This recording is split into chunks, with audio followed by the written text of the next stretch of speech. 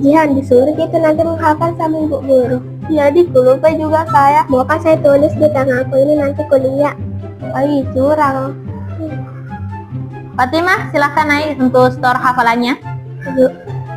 Nawaitul udu'a irawi hadasil asghar fahdan lillahi ta'ala.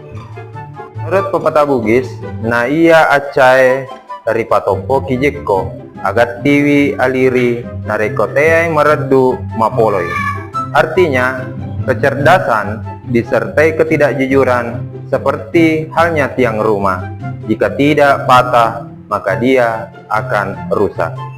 Apabila dimaknai lebih mendalam, pepatah ini menyimpulkan bahwa kepintaran berhubungan dengan kejujuran. Apabila kita mempunyai ilmu tapi tidak memiliki kejujuran, maka ilmu itu tidak akan menjadi berkah.